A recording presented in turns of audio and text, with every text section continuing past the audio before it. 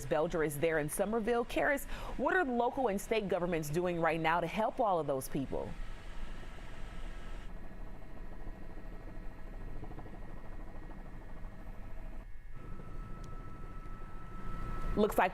Looks like we are waiting for Karis to get us some more information about what's happening there. But what we can tell you is that those distributions are continuing.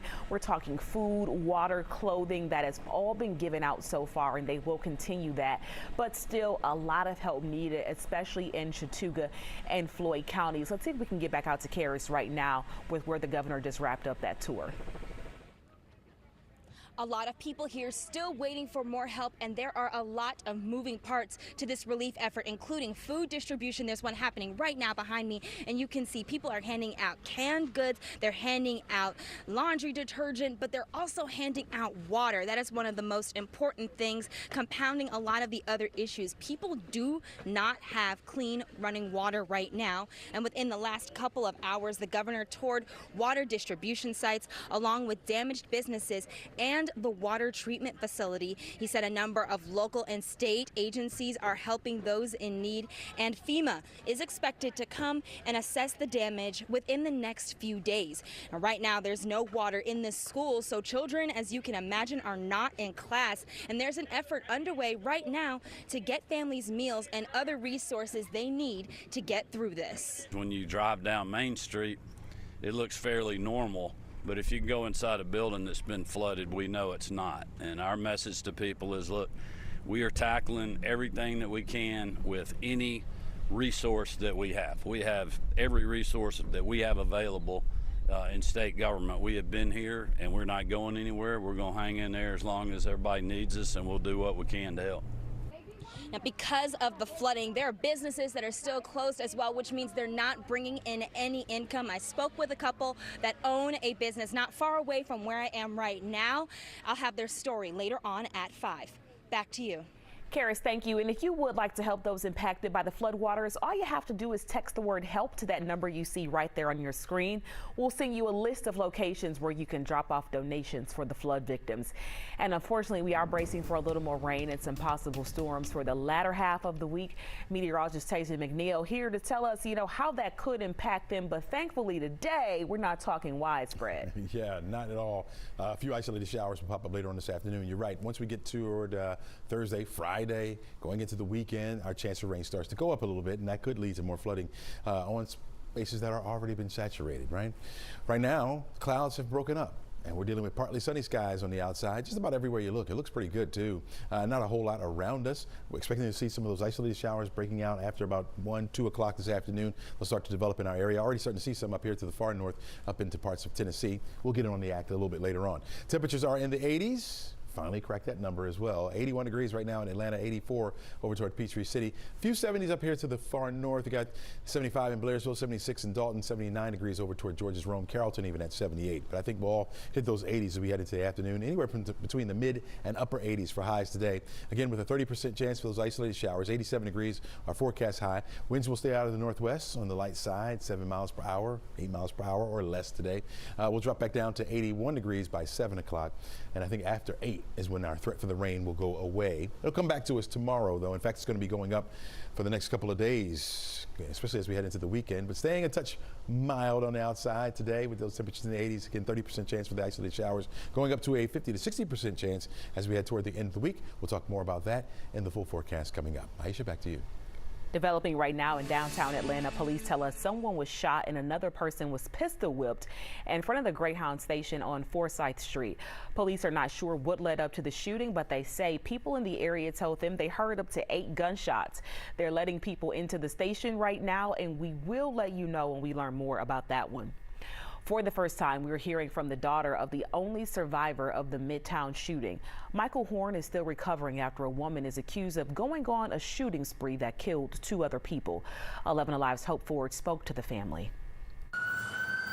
A day of chaos, anxiety, and lost lives. A day Allison Page will never forget. Just an amazing, amazing dad and husband and co-worker and friend.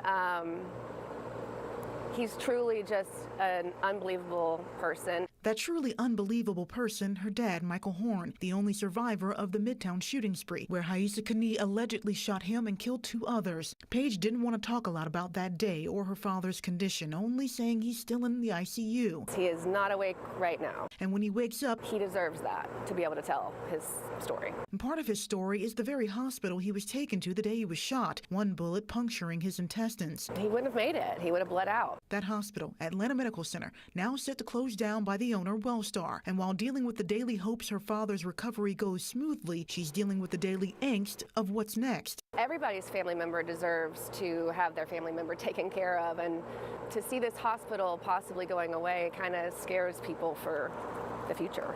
The staff still committed to serving their patients. The staff is unreal. I mean, they're just angels, honestly. That hasn't affected their level of care that he's gotten. They have been absolutely phenomenal. Paige says she would hope hospital executives could understand what AMC means to the city of Atlanta, because her father's story is one of many. And any day can bring the same chaos, anxiety, and unforgettable tragedy. What's going to happen with trauma patients that desperately need that help? 2 weeks ago, it was my dad. Tomorrow, the next day, it could be anybody's family member. And you can read our extensive coverage on this case and the latest details from court right now on 11alive.com. We have very few new details in the death of a Clayton County 7-year-old. Police say they desperately need your help to solve the crime. A 7-year-old girl was killed in a hit and run on Terra Boulevard in Jonesboro. This all happened early Sunday morning. Police have not released her identity, but 11 Alive has confirmed the girl and her family, they were staying at the Magnolia Bay Hotel, not even 200 yards away from that intersection. Right now, a Metro Atlanta family is pleading for help to find their missing loved one. We have some surveillance video that shows the last moment Yolanda Brown was seen on September 3rd. Now, in that video, you can see her walking outside the Irish Bread Pub on Virginia Avenue right before taking off in her car. Her family thinks the 53-year-old may have met someone at the pub. She doesn't meet strangers. She always wants to be someone's friend. And I am 100% convinced that her friend making is what led to her being missing right now. And here is another look at Yolanda Brown. If you see her or that 2020 Chevrolet Impala, call police. We do have more information about the car on 11alive.com. You can go take a look to see if you know anything that could help investigators with that case. Some new details at this hour. Florida deputies say an undercover human trafficking sting led to the arrest of a local deputy chief of police. Cartersville officer Jason DePrima got picked up in Polk County last Thursday. The sheriff's office says he was in town for a polygraph seminar when he responded to an online escort ad. Little did he know, he was actually talking to an undercover detective. He shows up at our undercover operation in the government vehicle, carrying alcoholic beverages, apparently some Bud Light for himself and White Claw for our undercover operative. The sheriff says the night before, DePrima spoke with another woman he thought was a sex worker online who scammed him out of $200. He is currently on administrative leave from the Cartersville Police Department.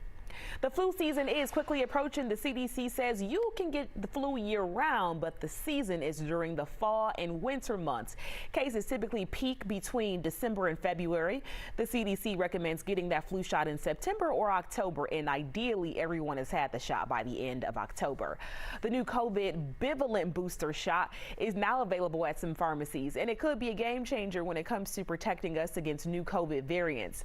11 Alive's Jerry Carnes has more, including who is eligible to get the shot.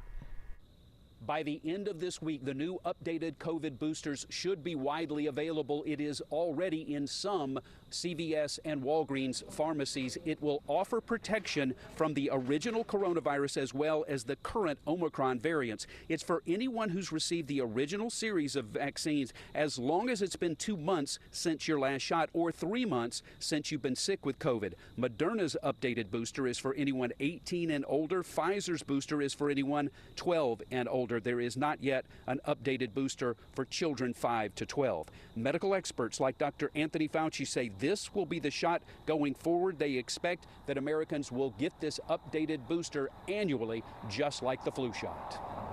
To learn more about the bivalent COVID boosters and where you could get the shots, just head to 11alive.com. Atlanta Public Schools spending millions of dollars to keep your students safe. We're going to walk you through what's included in those new safety initiatives. Want to verify if something's true or false? Record your question and send it. Download the 11Alive News app to use near me. 11Alive News at 11 p.m. is where you find out what's happening now across Metro Atlanta. We begin tonight with breaking news out of Cobb County, where a neighborhood is now... where you stay a step ahead of severe weather. Our storm risk has now been upgraded to a... And the only place where you can verify fact versus fiction. 11Alive can verify that claim is false. 11Alive News at 11 p.m. where you end the day ready to take on tomorrow. Weather can't run from the 11Alive Thunder Truck. A mobile weather center with the power and speed to chase down the strongest storms and bring you on-the-ground conditions. The 11Alive Thunder Truck, sponsored by Landmark Dodge. Fighting social inequality is on all of us. That's why 11Alive is committed to sharing diverse perspectives, exposing injustice, and finding solutions.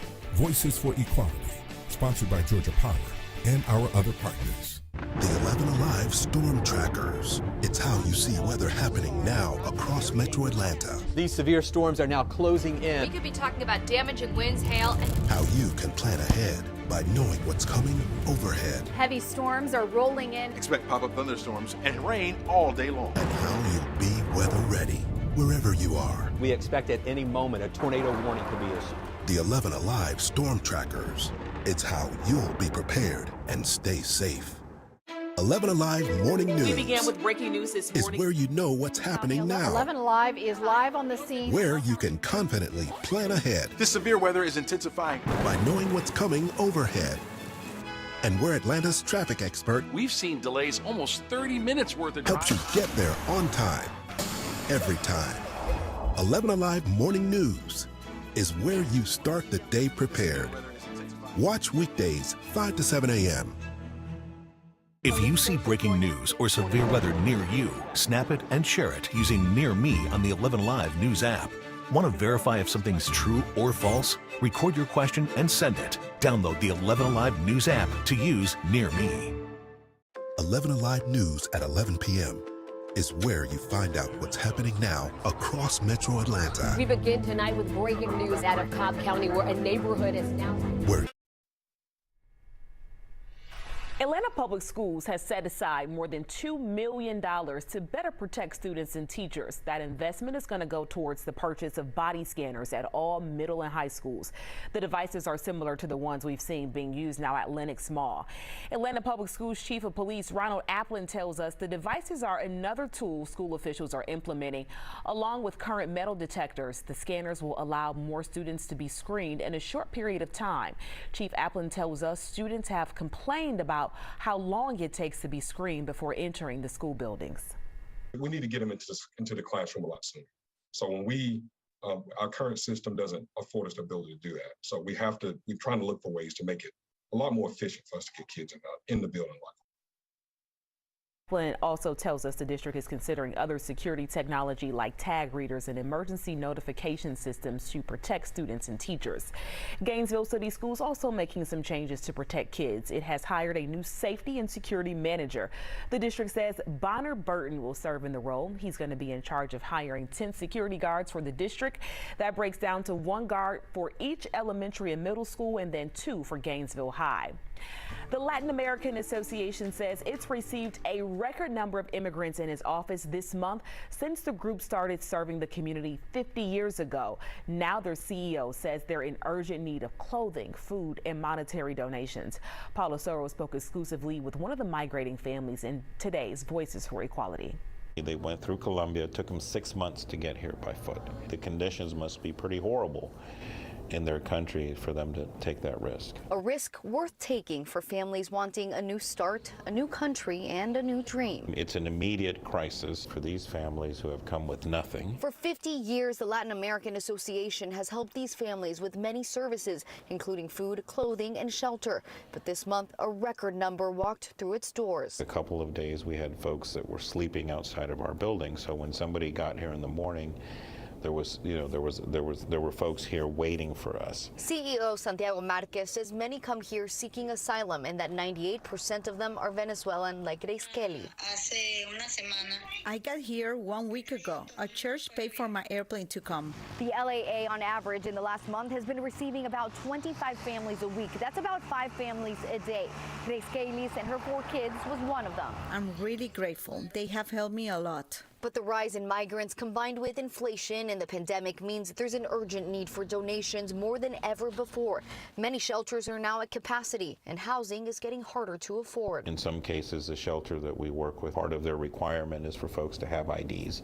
Some of these folks don't.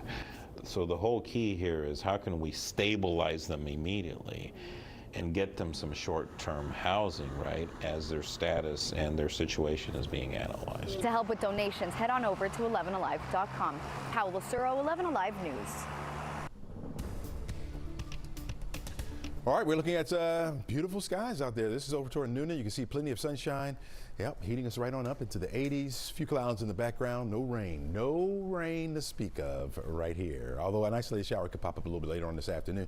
Anywhere from partly to mostly sunny skies throughout our area, thanks to a front that's pushed through the area and continuing to slide down to the south. Got a northerly wind coming in, typically a drying agent for us, but there could be an isolated shower popping up. We have that up here to the far north, over toward the North Georgia mountains and into Tennessee. Some of that will make its way a little bit further down to the south. Expect that to take place after 1 or 2 o'clock this afternoon as those isolated showers begin to develop. Temperature-wise, 80s, well into the 80s down here to the south. You got 82 degrees at McDonough, Conyers area, 84 degrees, Covington at 81, 78 degrees over into the heart of Coweta County, call that Noonan.